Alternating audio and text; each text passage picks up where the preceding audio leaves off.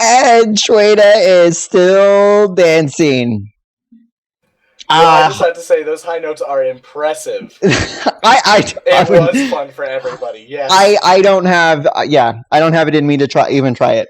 I just want you guys to know that while we were at a break and while we were playing the video, I cut to Chad dancing. That was not scripted, and he did not know about that. I just saw in Skype that he was over there jamming to the song, so I decided you guys all needed to experience that with me and see what was going on. I was getting my tribal dance on. Absolutely. Right. Oh my god. We could all do it. I honestly would love to see a collaboration. I would. Not tonight, but I would love to see a collaboration with us and Zog to maybe make a landmark version. We built the city out of voxels and stones or something. We could all do a little tribal dance, and I believe you are a real singer, aren't you, Kylest? Oh God. Don't forget. Well, I'm just saying we could maybe work on something in the future, maybe. I think it would be cool. That was if you write the lyrics, ago. If you write the lyrics, I'll butcher them for you. Right? Yeah. I got no shame. No, you actually have to save them from the insanity of our terrible voices, Kai. So we'll make you like the choral that repeats like 18 times, so half the song's at least good. Oh God. Can't I just hula dance and save you guys the singing? Yeah. As long as I can do the... you have to teach me how to do the Maori, the thing. I can't teach you that. I'm not allowed to learn that. I'm female. No? No. That should be a stream highlight right there, folks. I am Make a gift of that. I don't get... I am female, and I don't tolerate to dance like that. I do the Hawaiian stuff, not the Maori stuff. Not because I dislike the Maori stuff, but there's a few teachers of Maori traditional dancing in the States, especially on the mainlands. Little known fact, guys. There you go. I take hula dancing lessons. Oh my God. Oh. I go to a halau, and I haven't in a while, but I used to go to a halau, and I took a lot of lessons. That's pretty cool. New and exciting things that we've learned about the EverCast. I don't. Does she love history? Oh my God, yeah. Ooh, I'm terrible at making that mistake. Let's So I think we wanted to go into want to learn to sing soprano, Chelina? So crafting. Let's talk a little bit about crafting. As long as it's not knitting. Should they put knitting in the game? I think they should put crochet in the game because it's way cooler. Kissing. Trying to earn back some brownie points here, or sausages since Saj or Sage or Tissau. I don't know his name, but he's here with us, and we're happy for him to be here. I like to say Saj because it makes him sound more Sith. Are you a Dark Lord, Saj? Oh, you're on the spot. I'm like the apathetic one. I'm like the guy that doesn't believe the Force really exists. Like, oh my God, you're totally Han Solo! Yay! Except he's not quite as cool and not quite as good with the ladies. At least you didn't kiss your sister. Yeah, that's a real good thing. And you have quite this talented singing voice. Though those high notes, impeccable. Wow. So, if we ever make a Star Wars musical, we know who to call. I'm getting all these video ideas. I think we need a short video segment of, like, EverCast projects. And Hanlon's shaking his head. Kyla's just bowing her head. I know. Mine wouldn't be a video. We'd just go to a black screen with audio for, like, 3 or 4 minutes. Done! So crafting! Yeah, so what do you think we've changed over from the crafting in alpha? We've seen the first iteration of crafting 2.0, where we can now upgrade stuff. What do you guys think of the changes? Where do you think it should go? I'll let someone else take the lead on this one. I don't hear what you guys have to say. I still am frustrated with it because I can't get predictable results. I can get more predictable results because, like they said, the area that it can be created is like this, and you can expand it to make it better, and that's cool. But I don't know. I still feel like I under the new system, I made one pickaxe. The pickaxe was inferior than the one I already had. Even with the upgrades that I could make, it was still inferior, and I'm like, well, geez, why make another one? Do that dance again. Do that dance while you say that. Oh, jeez. No, he was about to do it. But that isn't to say, like, I'm a little frustrated with it, but that isn't to say it's a good system. It's an interesting system. It is just not it's not the system that I would make if I were in charge. And that isn't to say that it's bad. It's just to say that it's not my ideal one. And of course, I'm just going to be like forever like Vanguard. Vanguard was the best. And eventually, a decade from now, I'll get over it. But at the current moment, I compare all crafting systems to Vanguard, and I'm like, Okay, so I'm gonna stick my nose in here and be like, it's too much like World of Warcraft crafting. It's Really? like on the crafting that I've done, and I haven't played with the new stuff yet. But in regards to making cloth or clothing, it's practically identical. It's click a couple of buttons and sit there and watch it make itself. well, I get that. But at the It's same time, non-interactive. It is not an interactive crafting process, and I'll agree with you that that's a negative aspect of it. And that's the kind of stuff that I enjoy crafting. And it's like there's no, I don't know, it's just a little irritating. EverQuest 2 always had that mini game that people really like. right? And Vanguard had that same, and I wouldn't even call it a mini game because you could call it, compared to other MMOs, you would call it a mini game. But in Vanguard, it felt like its whole sphere because you could be a level 1 adventurer and the best crafter in your chosen profession, and because there was an associated rep grind attached to it. You could not be a good crafter unless you put in as much time as an adventurer would, and I get it. That is a very niche market, and you can't sustain an MMO off of that type of crafting system. You know what? I'm actually going to say that while this isn't supposed to be vertical progression, and while I'll argue against it, I think that's what's kind of missing a little bit with this system. It's all item-based and crafting-based progression, so you build this to build that to build that, which is nice, and I do like the complexity that was added in 2.0 with the upgrade systems and things like that. It's not just an end-all be-all.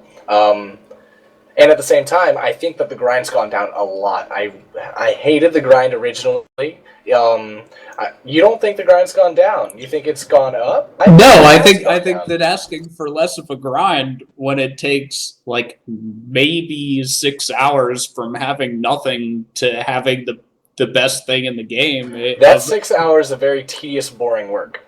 So it's not like what we refer to a grind as. And when you're done.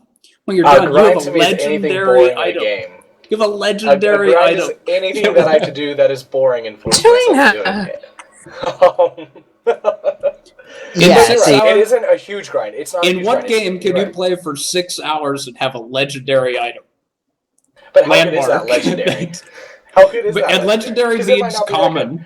Yes, legendary means common in Landmark. That's my problem with the crafting system. That legendary means common. Anything under legendary means inferior, and that's the system that we're working in this beta stage crafting system. You're expected to have a legendary item. You need a legendary item to be effective in the game. I disagree. No, I don't, because I have harvested with Legendary Neurotoxin many times, and his items are so good that he'll fill up his cache in more than half the time it will take me to fill up. So he's just raking in all these materials because he has that better pickaxe, and mine's technically a legendary mithril, but at the same time I don't have all the upgrades that he has, and it's a huge imbalance. What I'd like to see is skill introduced. Like you were saying, rep a little bit. As you craft more items, maybe you can get a skill that makes it so it reduces the randomalities. Make it so I go to craft that item, it's not just a random 1 to 50. But, I'm pretty much guaranteed that I at least get a pretty dang good pick because I just want another level of progression, not the fact that I have to go out and find artifacts, even though that's great, and I love that, but also the fact that I have something tangible that I put into the system, because you can craft 150 items, come back the next day, and if you don't have those exact materials, you have no chance of repeating that same day's activities. Well, and I'd like to see that. That's where like I tweeted out and I asked this question, and it's very relevant to the discussion that we're having now. Is like, in order to upgrade, you have to find those talismans to be able to upgrade with, and it's like chasing rares. And so, what would you rather? You don't think that it's where there's a random element to it. Like, you cannot, like, when I sit down and I say, hey, I want to accomplish X, and this is like, no matter how small of an increment I make towards accomplishing X, I'm okay with it. Like, if I have to do 1% a day for 100 days, at least at the end of the day, I've made measurable progression towards my end goal. And when you're chasing those randoms, like, this is a random drop that I have to find, or this is those type of random elements, procs, you're chasing that random proc to get your higher idea item. I'm the type of guy that I would rather do the grindy type thing, as long as I can make measurable incremental improvements towards my goal. I would rather have that than the random chance, because at least at the end of the day, I can say, hey, I'm closer. If I don't get those random drops or that random proc at the end of the day in another system, then it feels like, you know what? I didn't get it today. Hopefully I'll get it tomorrow. So you're talking about the fact that when you create the base item now, you don't like the RNG. Because the upgrade items are easy to get. That's an opinion. No, on camera, I got 24 artifact fragments in 25 minutes. True, but it's probably because of your items, and you also had to get your smelter and things like that to be able to really make a good upgrade. Correct me if I'm wrong. You have to first find the earth, right? Yep. Which is prevalent. I mean, it's easy to find. I would say that it is not easy to find. It is not entirely impossibly difficult, but it is a challenge. And again, you're counting on the randomness of the world to put it in place. Or is there a specific pattern that they proc in? No, you're counting on randomness, and you're counting on randomness. I had no skill and no knowledge when I did this test. And I did it on a stream, and it's recorded. I went out. I had a pick. I just ran out from my claim and said, let's see how many of these I can get. And in 25 minutes, I got 24 artifact fragments on a tier 3 island, which is enough to make 4 restored artifacts. So I made 4 restored artifacts in less than half an hour when I didn't even know, because I just found out what the Earth was. It just came out. That, to me, it's way too much. Okay, well then I will say this. Before our next show, I will challenge myself to test my own thoughts on that, because in my initial impression, the impression that I have right now, is that it's kind of like, what are those the rubicites, the things, the materials that are out there in the world. What is it? What is the wood that forms in the crosshatched trees that you need? Thistle seed? Is it thistle seed? No. You're thinking of heart palm. Right? No, it's it spawns in the trees, and the trees do not always. Yeah, the diamond cross tall spindle trees cone found in the there you go, right. Spindle cone. Right, and like those also I have felt are difficult to find. I'm not saying they're impossible to find, but let's say that I want to do one upgrade today. I'm counting on, and I'm hoping that I find the required amount of trees and they give me the required amount of materials. And if I fail to do that in my time, I feel like I've wasted my day because I didn't accomplish the thing that I set out to accomplish that day. Whereas in an incremental system, I would say like, oh, I only got my 1%, but at least I'm 1% closer to whatever it is that I was trying to work on. But again, like I said, achievements will help nullify this a little bit. I think so, because that's a way to introduce some kind of progression without it affecting actual gameplay. Oh yeah, you got that achievement. Way to go, man! Or like when you level up in WildStar, I don't know if you've seen it, but it's pretty rad. Like, you feel like a kick-ass individual when you level up. Achievements can feel that. Level up! Yeah! With, like, nice guitar riff, thunder.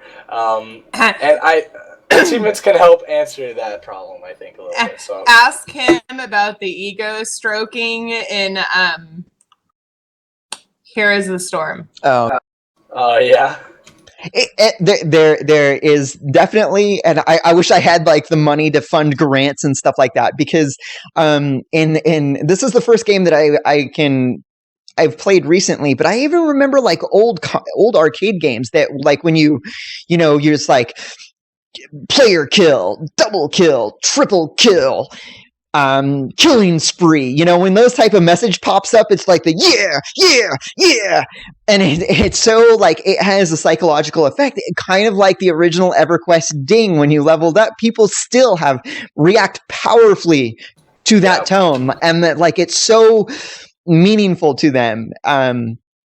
But yeah, that's that's. I'm sure it helps that the attractive female voices are telling him in a very stroking ego manner kind of way. Double kill. I'm dead serious. She has whispers in like this breathy, fierce sort of voice. If there's no real good way to describe it, but it's like half breathy and half really strong, and I don't know, she really sounds like she's intentionally trying to stroke your ego. So Blizzard yet again did really good with the voices in it. So here's a question about crafting. The only progression that we have in the game is crafting. How much time, whether you enjoy this time or not, how much time should it take for you to get a top of the line, legendary, the best item in the game? How much time? Because I've played games and never touched a legendary item before and felt like that was awesome. I have to preface this with the fact that there's no common item in Landmark that I think is actually fun for me. I don't think that common is good enough. I think that legendary is kind of the standard. So I would like to see legendary kind of become the common that is more easily crafted, and then I'd like to see something way higher, which, spend 20 hours, I don't care.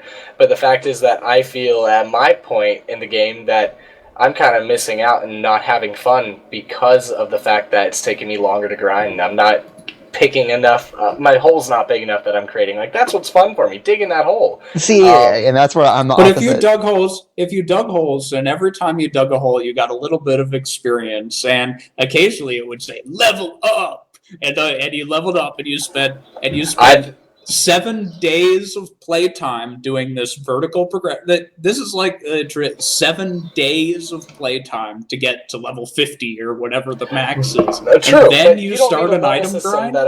You don't need a level system that is fully affects gameplay. Like, achievements is exactly the idea of this. You can have the traditional level system that gives you that sort of reinforcement of good behavior. Yeah, you did awesome.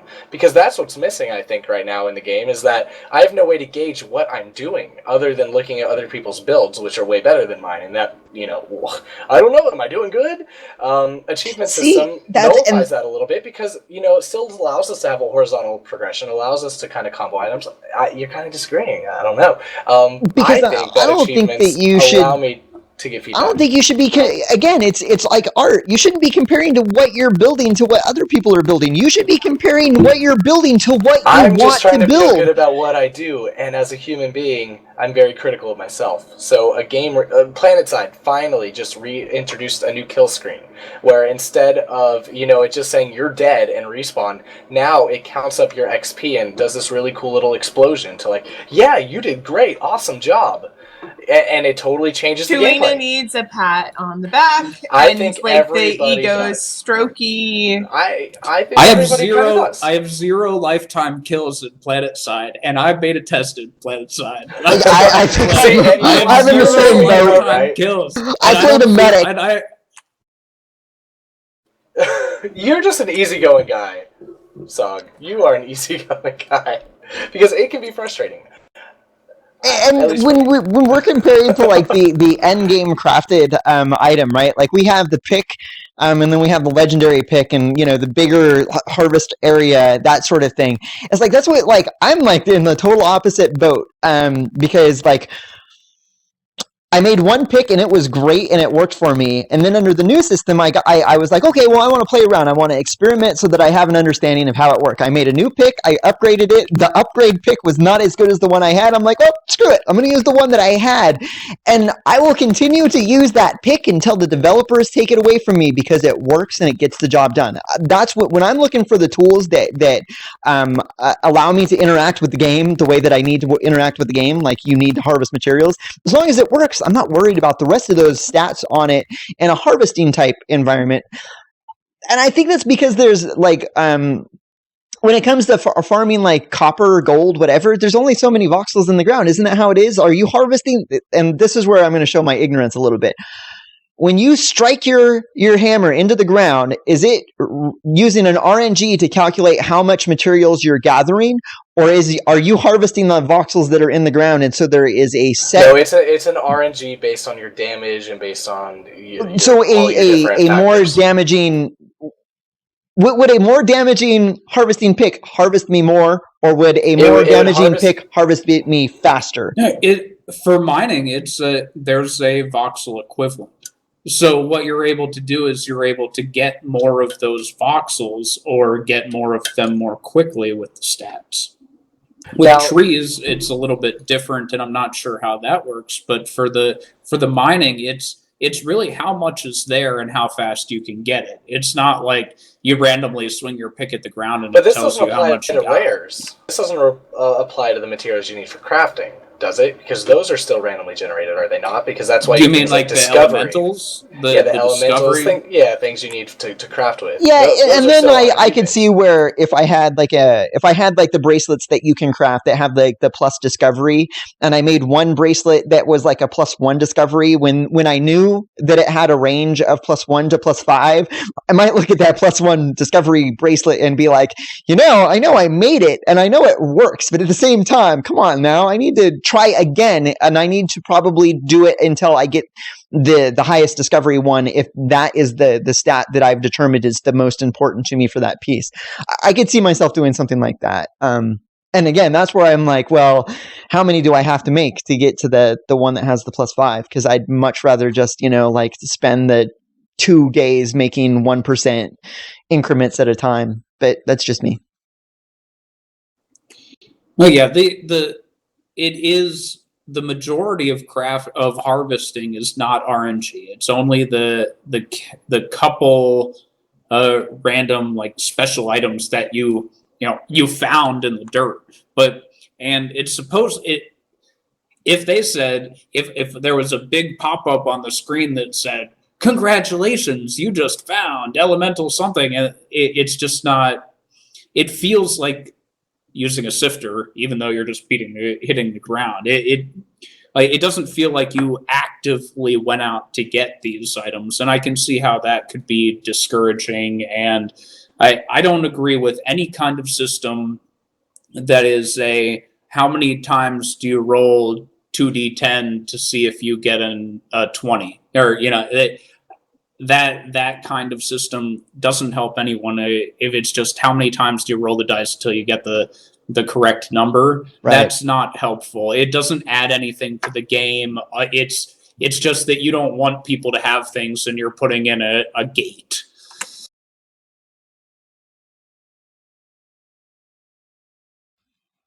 So we got called out. Yeah, we did. We didn't think that it would go into like the whole stats and crafting. Stats. And I do want to tell any listener or any viewer that's watching this on demand that there is an actual forum post on the Landmark forums that explain what the stats do and what they change. We don't have it pulled up right now because we just weren't expecting to discuss this, but when things are more stable and less likely to change, we can definitely readdress this in a more specific and fundamental way. But this is just kind of us talking. And so we are. What we were really going to talk about was that I have like the builds that we can pull up and show. We have your live stream going so that you can show like in real time what's going on in the world. Because that's do you want to jump in right now? Sure, I will pull that right up. I mean, if not, we could continue with a little crafting. But I am sitting here with Sog inside Landmark right now. We're about to go into my reporter on the ground. He'll be kind of, I don't know. We'll see what happens. Let us know when we are live, Tamlin. You are live. You're talking into the camera. It's kind of funny. Hello, everyone. Welcome on out to Landmark Live. We're sitting here with the EverCast show. I'm on the ground right here with Sog, who's running around in circles right now. Hello, Sog. How you doing? Take a wave. Go ahead and wave to the camera audience at home, Sog. Oh, there he is. Isn't he a beautiful, fine specimen of a man? Well, anyways, he's not quite there yet. Oh my god. There he is. Now he's there. Flatus Flatus. We totally need Flatus. Well, anyways, Sog, what do we have going on right here? This is a community build started by Poro Sorceress. She was looking for people to help her. She likes doing maritime sculptures. So if you follow me over here, it'll have a giant link to her Twitch channel floating in the air that everyone can see. As I lag on over there. Don't mind me trying to run too many things on my computer at once. So a few of us, myself and Legendary Neurotoxin and Amusing and who goes by Andrew in game and Dark Lord Ace, another streamer, getting together, and we're building an aquarium where she can showcase her sculptures. So it's Catarella's done a lot of work, and Shy Shadow did a little bit of a choral thing over here a couple of days. Lots of people have been involved. It's a slow-going project, and hopefully we get it all templated right before things wipe.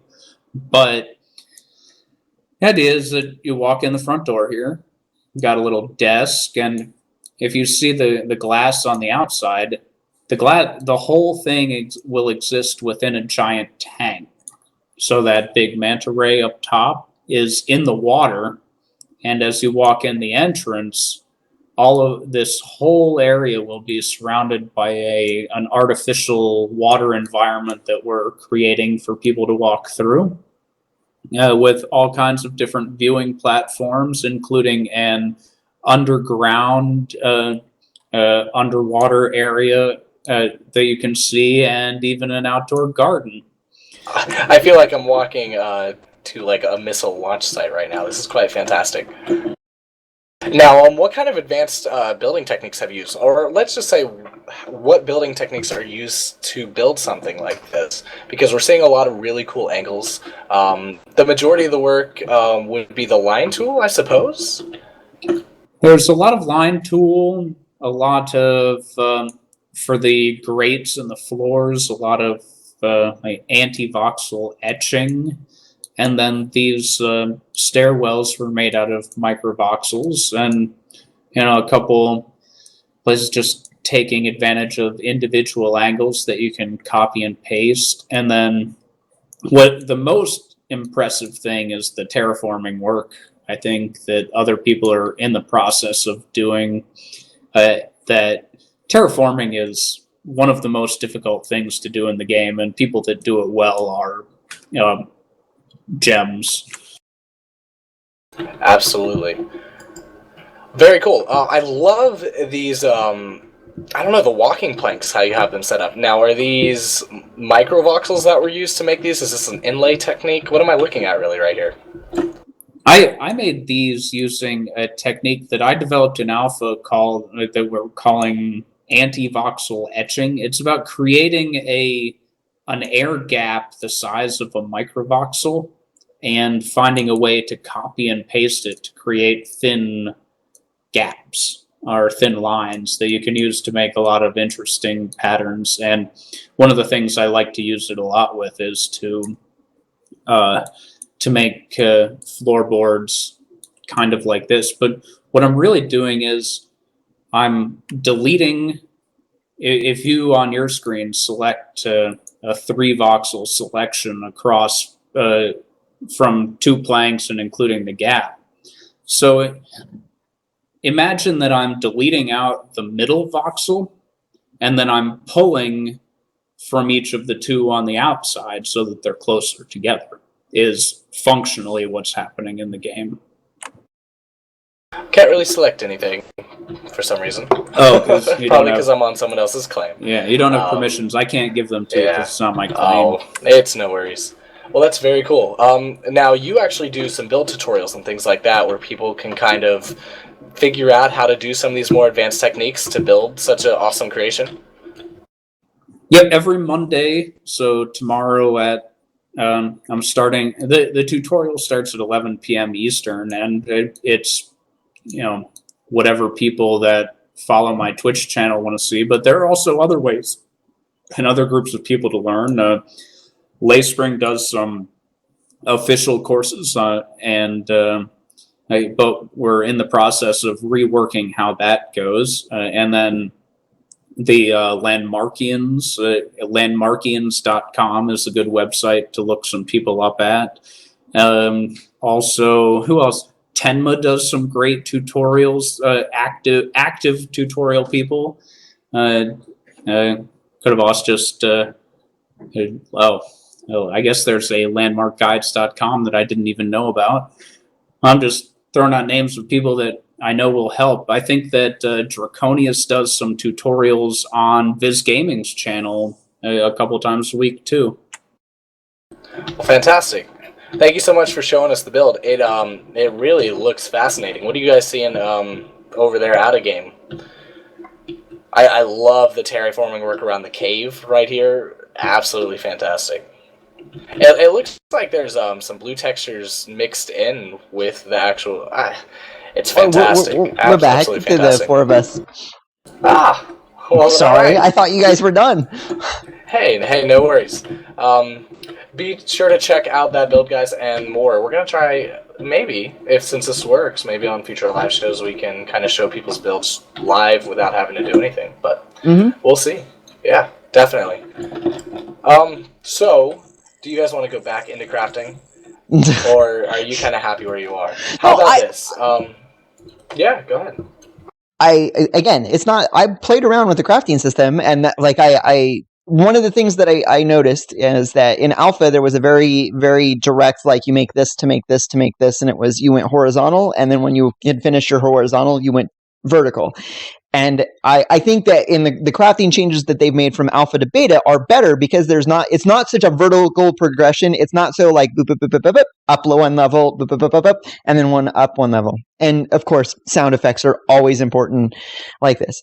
Because now it's like if you build one station and it's not tier locked. It functions over many tiers, and so the progression isn't.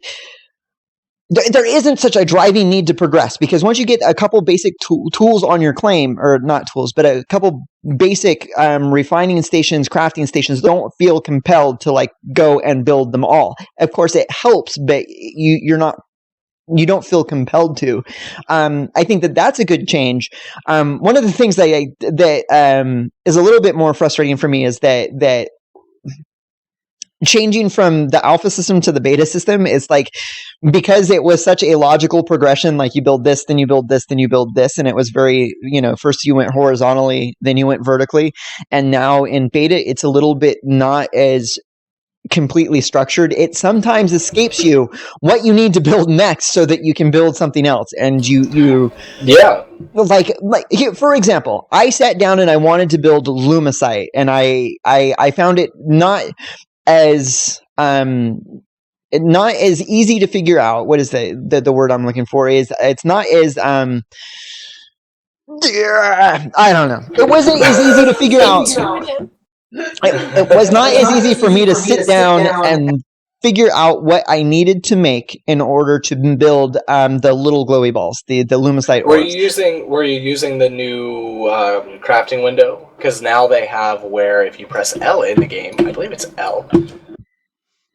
If I turned on, you press L, that's going to bring up your crafting window away from a station. So say you're out harvesting and you want to know what you need, you click on the item, you click start tracking, and it pops up like a little quest tracker on the side. Which is awesome. But it wasn't that I didn't know the materials that I needed, because I know how to use Google. It was that like eventually I had to use that in order to figure out, like, okay, I need to make this tool bench to make this tool bench, and eventually I could figure it out. Then I'm not saying it's hard to do. I figured it out on my own. It's just it wasn't as instinctive. Like I didn't know instinctively what to do to build to make those things. And I figured it out.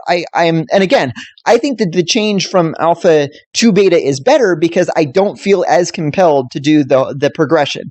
At the same time, it's just is not as easy to figure out what you need to do. And again, it's not like it's a hard stat. It's not like 10 times more difficult or anything like that. It's just a little bit more difficult.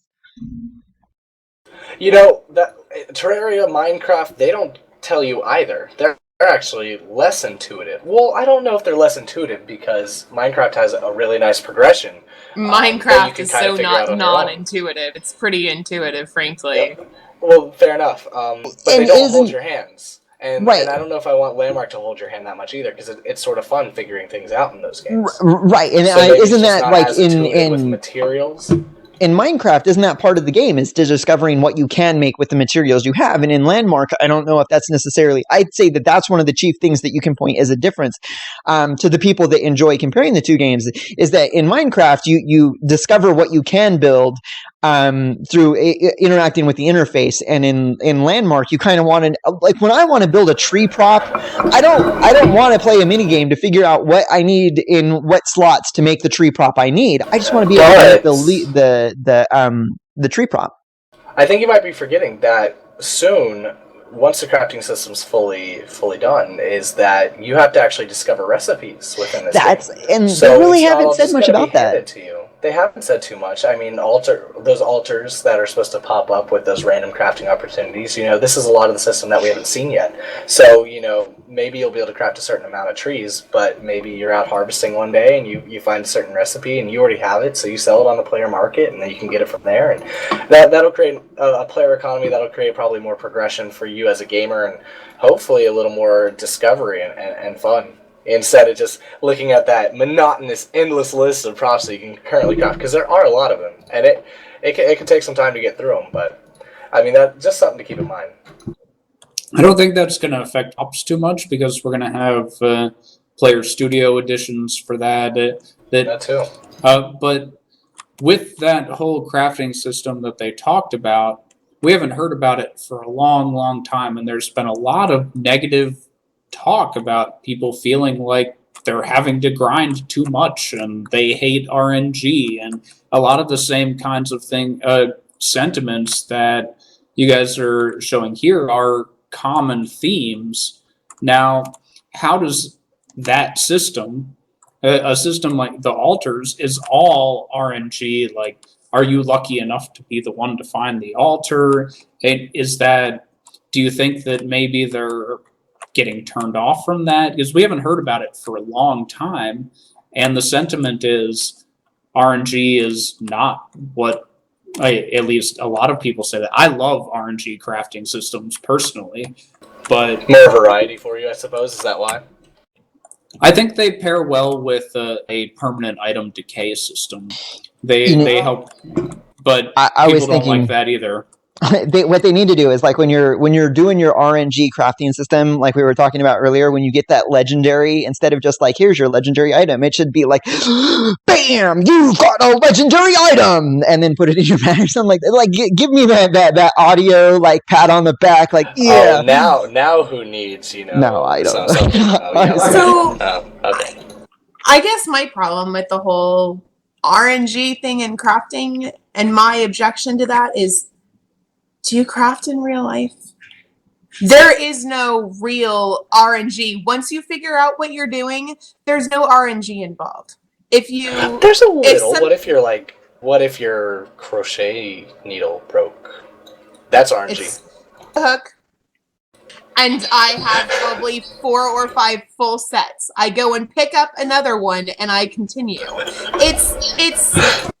It's not random. It doesn't change the finished product. It breaks. Oh shit, I get a new one, I continue. So you want to have to actually spend the time to learn a crafting skill, kind of like building, where it's an actual, like, if you want it to be more like real life, it should be like really learning the ways to manipulate the environment to create these tools, just like building is, and with whatever tool set we get. But RNG can, for crafting, be done very well. I always go back to, I played a mod called IKEA, where people make the same axes and the same rapiers that were available at the beginning of the game, and there are people who their job in the game is to make them, and that they price their items based on the stats that come out, and because they decay and because they go away, that no one has them permanently, there's always a market. And the more wealthy people are looking for the top of the line ones, and other people are looking for just usable ones. So in a game, I think that a random number generator system can work if it's paired with other game aspects that go with it. If we want to, I'm not on board completely with try to make it like real life, because that's the problem that we have with people being put off by building. We don't want people put off by crafting because they feel like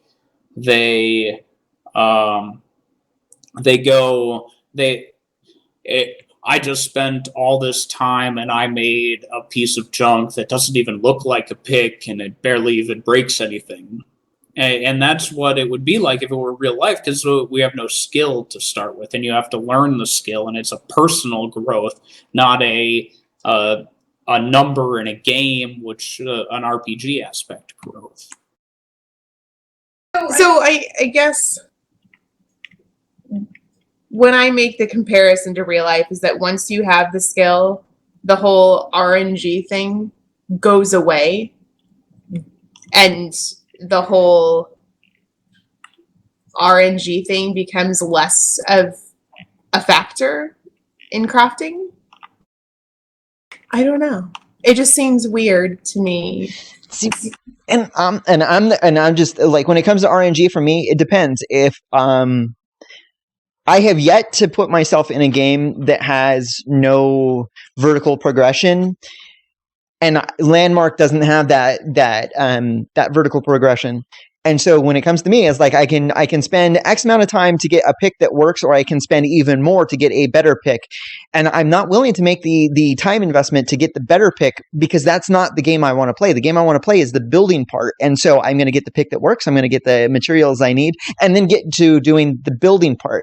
And that's why I made that comment about, like, well, when it comes to stats that matter to me, like if I'm progressing in a level game and I'm at max level and I want it to raid, and now those raid numbers matter, those damage is that I can produce, they matter to me. Now the game changes a little bit, because I want to get better in that area of the game, and so that the game I'm playing is to get the better materials, to make the better weapon, to get my raid numbers up.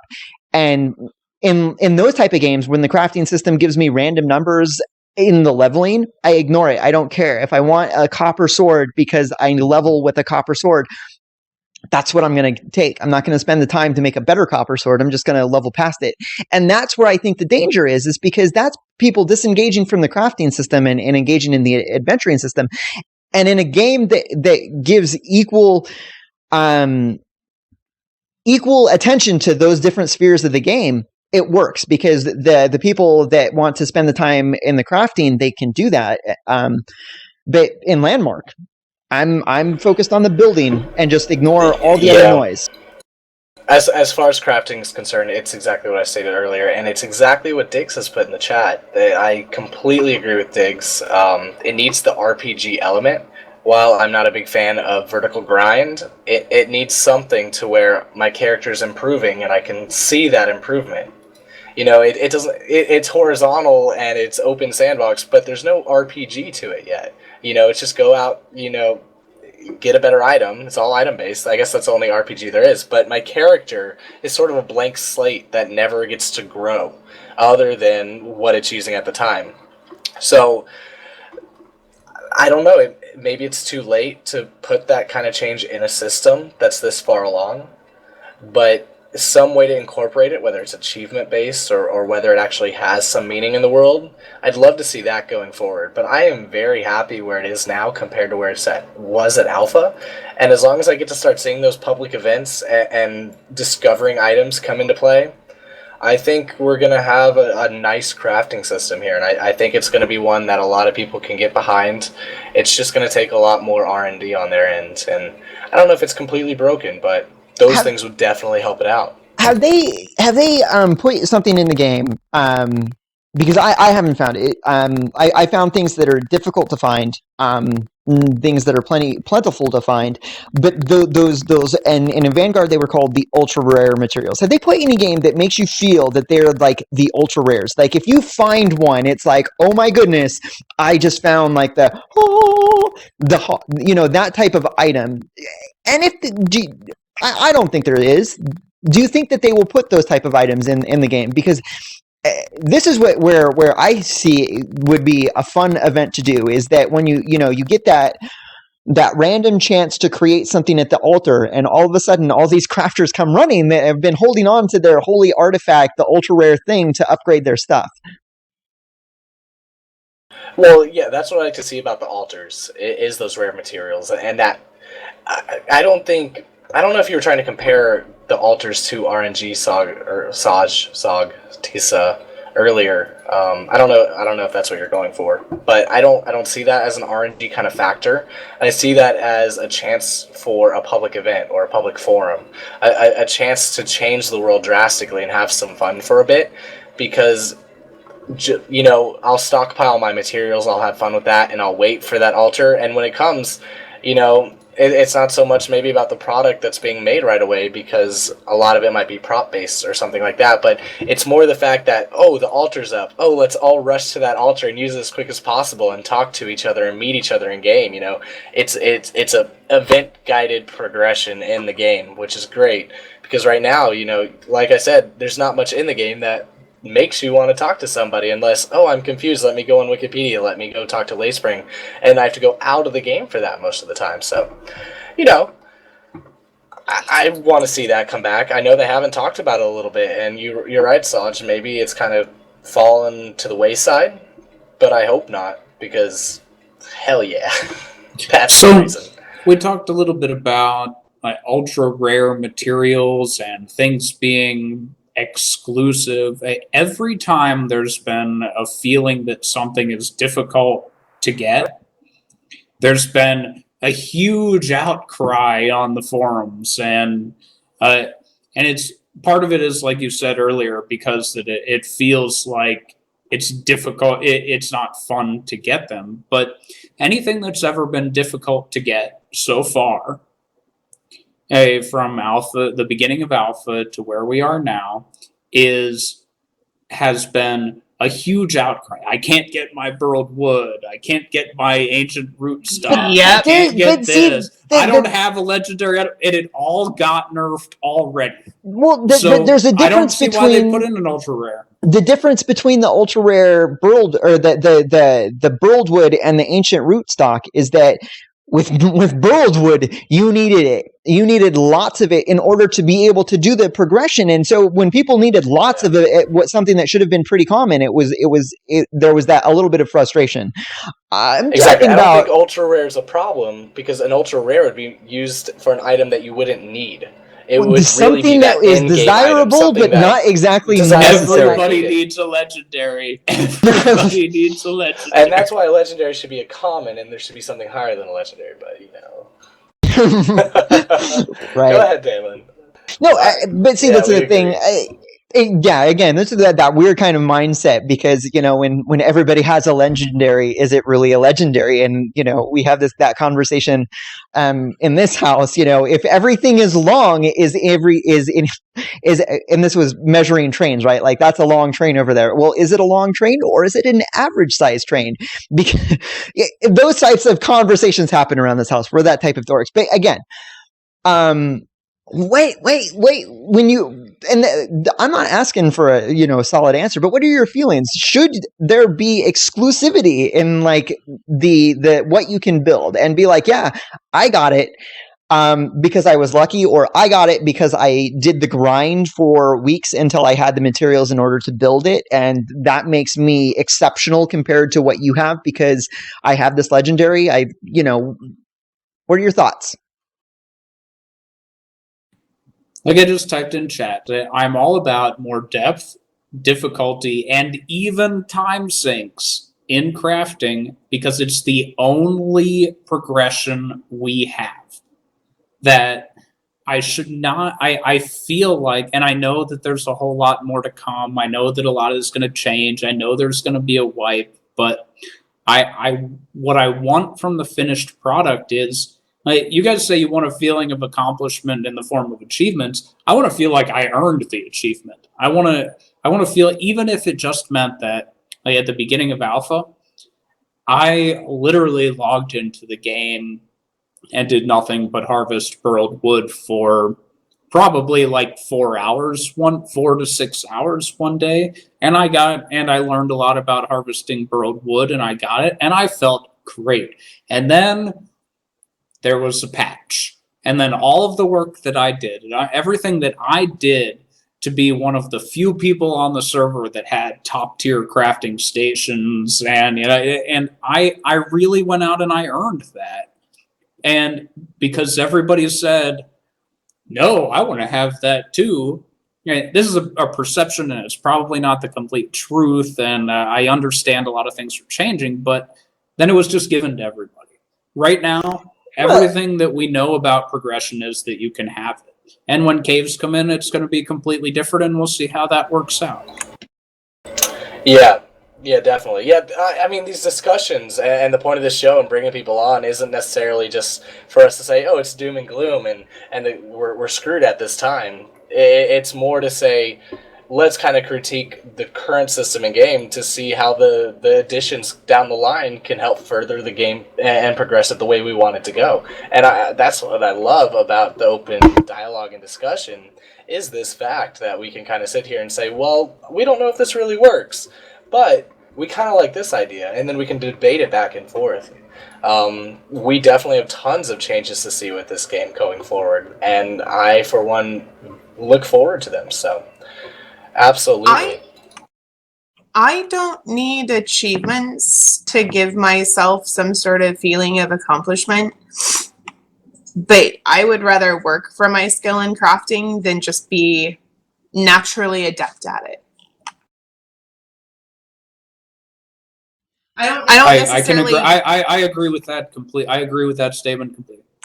I don't want to necessarily have to have it be really grindy, like, running from zero, level 1 to like level 90. But at the same time, like, I want to know that I earned patterns that not a lot of people in game have, because I dedicated a lot of time to making them, or researching them, or looking for them, or finding them.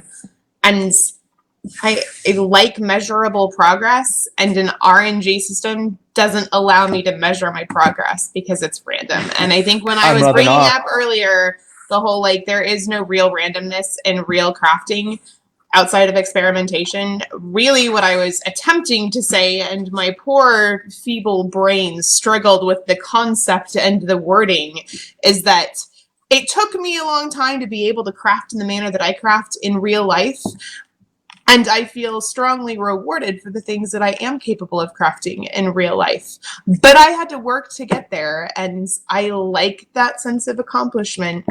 And I don't need awards in game to feel that, but I don't want to just walk into a game and naturally be able to pick up crafting and be like, oh, I can craft everything now.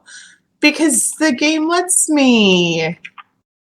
True. And Discovery, I think, will start adding to that a little bit, because then it will not just be one kind of grind. And a lot of it dives back to the game's just so simple right now that you have to progress one way. There's no alternative approaches to the game design right now.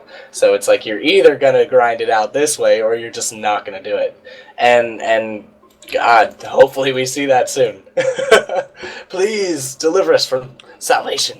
I'm honestly surprised that I have not been twitching and shaking, because I am going on cup 4 of coffee in the past hour and 54 minutes. That is a lot of coffee, ma'am. Oh my gosh. Nom nom nom nom nom nom. So we had it bullet pointed. Oceans in the game. Caves. We've seen the preview of caves.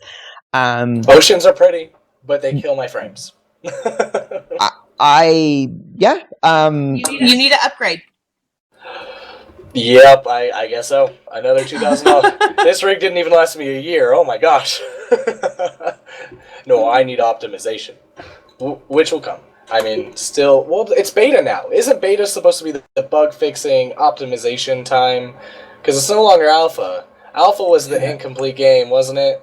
No, we need to throw out we need to forget that these names are there. The name beta is only attached right now because there was a legal commitment for the name to be attached. We are in a closed testing phase of this game, and attaching any other name to that is because it's so different to anything we've ever experienced. I think that's the only fact that's important.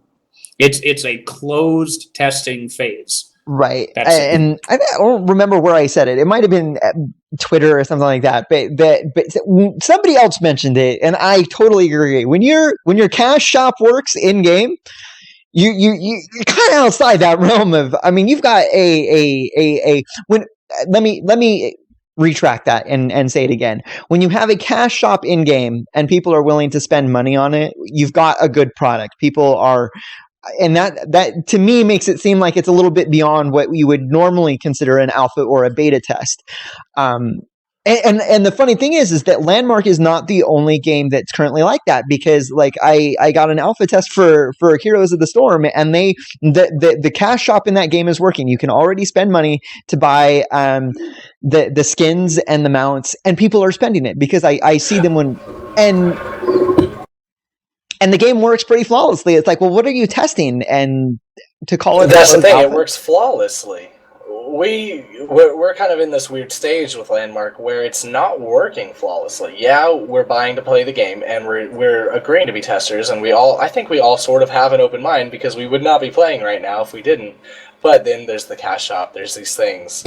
And other products of this type, typically, you see a little more quality already built in. This is a lot earlier that they introduced this stuff. And so I think it might be fair to have this debate, because they did choose to kind of over-monetize it early on to a point where they're kind of encouraging us to spend money and spend money and spend money. I don't think there's a quality deficit. I need to interrupt. You don't think so? Yeah, quality is the wrong. There's no quality deficit to this game. There's a significant level of feature incompleteness. I disagree, because I can sometimes barely play the game due to lag. I disconnect and crash frequently, and there's a lot of little graphical problems I have within the game. So that is quality to me, and that's something that if I encouraged to continually But is that pay for game SOE's things. fault, or is that your rig's fault? Absolutely not. I have a very good rig. I play every single game that's out nowadays very well. I'd say it's I'm not the having fact that those they're problems. pushing features with little optimization. When But was you're the not last playing as time much you were either. in a closed test of a game where the game was not down where the game was Planet never Side down 2, for but it more was- than a week at a time? PlanetSide 2 was really good at that. It took them a long time to fix issues, which maybe we'll see with Landmark going forward, because it's not down for a long time for them to kind of really fix all the issues and push it forward. But it also took them way longer after launch for them to finally fix the issues that were plaguing it, to a point where, it really hurt people's perceptions of the game. And that's what I'm kind of seeing right now, is it doesn't feel like a release client. I don't think that all the... Because it's not? But it's I love Landmark as it is, by the way. I really love this game, even just as it is. So I just want to put that out there. No, and that's what I'm at. Like, they, the features that they have in the game, for me, make it what it, in my mind, is. It is a social building game. I can build things, and I can build things with my friends, and if that's what the game is telling me it is, and it plays that game fairly well. The features, again, I don't have any stability issues. Sometimes my frame rates aren't as stable as I'd like them to be. But again, this is semantics. Is it alpha? Is it a beta? It is in a form of closed testing that we are not familiar with, because it's kind of not what we normally consider with a closed beta. The closed betas that I've been with in the past, and even like WildStar that just finished its closed beta and is going to open release, they did not have a huge period of time that they called their closed beta. They had a beta weekend and a beta weekend and a stress test open beta weekend, and then they're like, okay, we now we're going to learn what we need to learn about that particular weekend, and we're going to make tweaks and adjustments. And Landmark, it's been up this whole time, and that's kind of different than what we've traditionally seen. But part of that has to do with the nature of what Landmark is. And this is where I think that SOE is doing a fantastic job, is that we're working on testing a development platform. That this is going to be the launch pad for future games. It's not as much about we're playing a game right now. It's that they've allowed us, and they're working extra hard to make a game out of their development platform, so not only are we working as testers of a game, we're working as testers of an entire development package.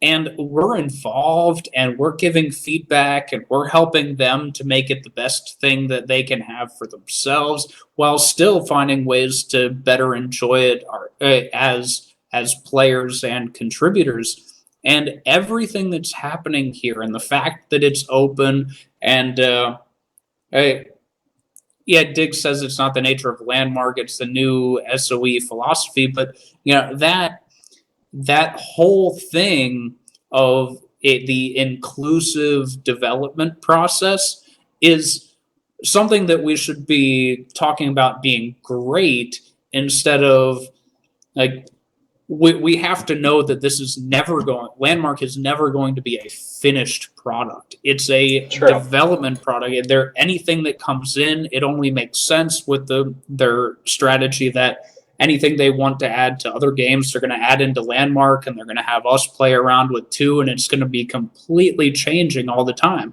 So we can have a discussion today about what the features are like today, and maybe we want to wait for the next change, which is great. Okay, you wait for the next change, but you come back, and it's going to grow forever. And it really, I believe that this is the foundation of something fantastic that will exceed expectations. It's just not going to be something that happens quickly, and we can't expect too much immediate gratification from it, even though I'm getting plenty. I just talked for a long time. No, and it's fine. You're a guest. You know what? You talk right over. Talk as long as you want.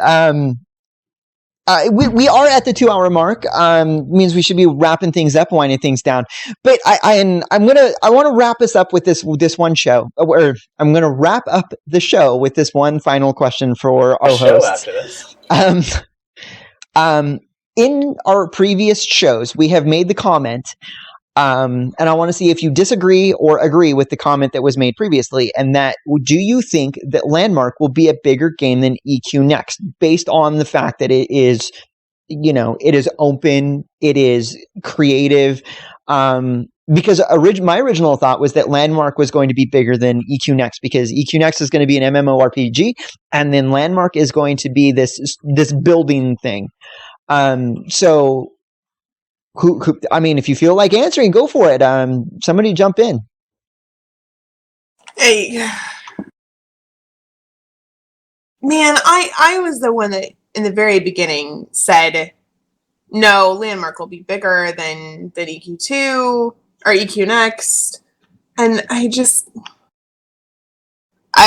on the fence now. Like, I don't really know if I have a good answer for that. And there's the valid point. It depends on what you want out of the game. Chewy? Yeah, I will say that it is hard to tell because we haven't seen a finished Landmark and we have not seen anything of EQ Next.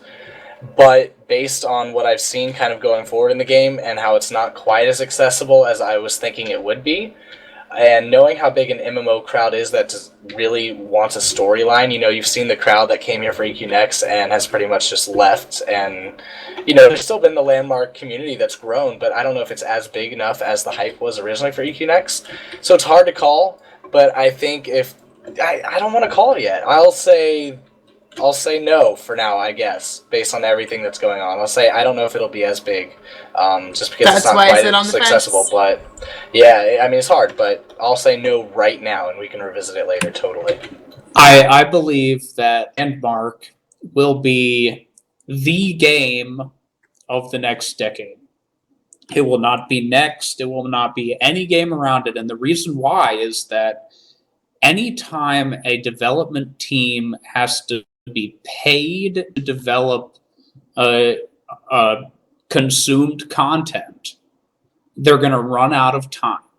And Landmark is going to continually evolve and continually change. And with even the tools that we have and the things that we know are coming, this is going to be an ever-changing world with consumable content being developed faster than people can consume it. And there will be a race and a competition for people to get their consumable content out to other people, hoping that people come to see it. I'm gonna play Next. I'm gonna love the hell out of EQ Next. But you know what I'm gonna do when I get to the point where, because I'm a hardcore gamer, I'm kind of waiting for the next patch or whatever.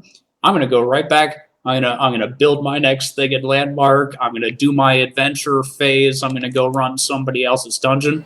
I am going to play Tropico 5 in like 10 days when it comes out, and I'm gonna enjoy the hell out of that. But you know what? I'm going to still build in Landmark, and Landmark is going to be my home. 15 years, I'm hoping. That might be an exaggeration, but I think because it's a development platform and because it needs to continually evolve, then it's only going to get it.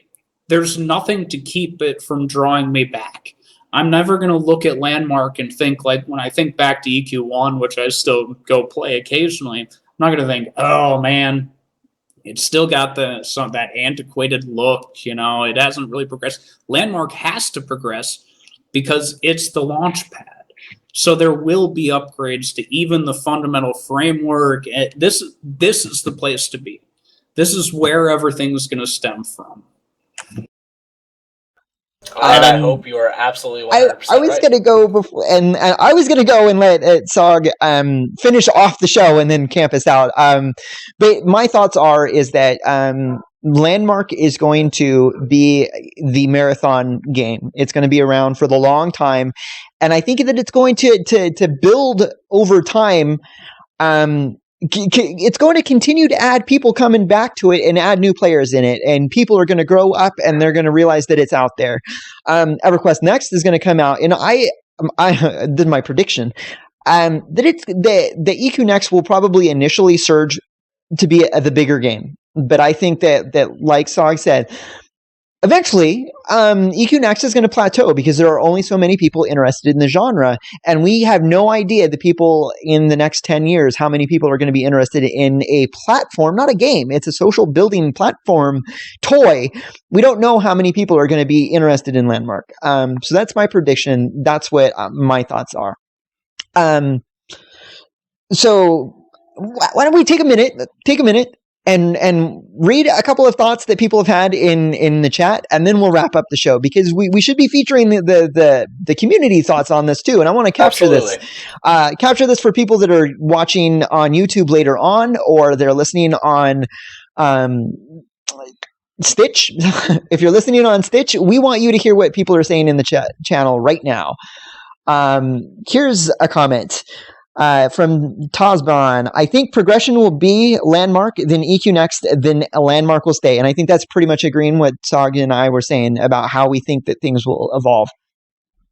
Somebody else want to read a comment? Coin and Cleavage kind of says, it's hard to call. Landmark could be bigger, but right now he'd still say nah. EQN is what he came for initially, and that's kind of what he's rolling in for. And, I might fit in that crowd. I didn't come here originally for Landmark. None of us originally came here for Landmark, unless you discovered it after the discovery of EQN, because we thought we were all playing EQN, and then boom, Landmark. But I think I still might be that original holdout from EQN, enjoying the building platform for what it is to a point, but still maybe kind of disappointed because I'm missing what I really want in EQN. So, Noodle Cat says, I think they will have a different populace and both will be successful in their own right. I think they are too different to really compare. And half of them says, no, I don't want EverCast to end. Sorry. No, EverCast. That's totally it is. Again, I think that we've gone over this before. I live in the middle of the desert. It's an hour drive for me to go and see a movie. The only thing I have is the games I play, and so I am very, very willing to talk about them. I will continue to talk about them forever. Until they're no longer games. Or until it pisses his wife off at all recognition. Yeah. I might have to wait until she goes to bed. I think the big point is that we don't have adventurers yet. And that's where I think the longevity will come. That there will be a consumer base for all of the building and all of the quest writing and all of the other creating that's going on. And there will be a huge overlap, and I think that EQ Next will actually feed into Landmark. I think when Next comes out, all these people that are waiting for EQ Next and they play, and as you get to that point where you're kind of waiting for the next SOE driven content package in Next, so you take some time to check out what players are creating in Landmark, and you're comfortable and you're familiar with the world, and you come back, and I think that what we're really missing, and I go back to this all the time, is we need the ability to actually have adventurers. And that is a solid thought PvP, to read the. It's a solid thought to end the show on. We need the adventurers. Well, Sog, it's kind of honorary for us to let our guests camp us out. So if you wouldn't mind camping us out. Oh, actually, real quick, one more time, plug yourself. Plug Layspring, plug all your channels. Feel free. You have the floor. All right, everybody. If you don't know me already, a lot of you already do. I know all of you guys because Landmark has one of the best communities of any game I've ever played. And I'm Sog. I'm one of the founding members of the Layspring community. You can check out layspring.com, and Noodlecat here operates our Twitter, which is at LayspringLM. Got a great group of people. Anything you ever want to learn. If you have an idea that you want to promote in Landmark, get in touch with us. We'll at least get you in touch with other people that we've met. Personally, I am I stream Landmark. I stream 5 or 6 days a week. Probably going to move to 3 to 4 days a week in Landmark on my own channel. And I do tutorials. I highlight community builds. I really got a lot of people that hang out. We're gonna try out some new games coming up because one of the great things about Landmark, it's always a great place to come back to, and it's not exclusive. You don't have to dedicate your life solely to that. And really, I want to highlight a lot of other people that have done a lot of things for the community. So I mentioned Noodlecat already, but people that have helped me in the past have been Voidlust has been extremely helpful. Couple people in here. Iclithid is a fantastic terraformer and a great guy who's been active in the community forever. Diggs, another guy here. Legendary Neurotoxin, I've been on his show several times. And on and on. I could go on just thanking everybody, all these people, for how tight the community is and how much people are willing to give of themselves and their own time to make Landmark a better, more comfortable environment for everyone. So if you feel like you're lost in Landmark, if you feel like you're not having fun right now, start asking around, ask the right people questions, and try to find things to do, and we'll help you find things to do too if you need some assistance. Absolutely, and thank you so much for coming, and the things you just said to everyone else apply to you too. You're a leader in the community, and we are very happy to have you, and hopefully we'll have you back again. Thank you very much. On your count. No, you have to say camping in 5, 4. Come on. Okay, give camping if you want in to 5, 4, 3, 2, 1.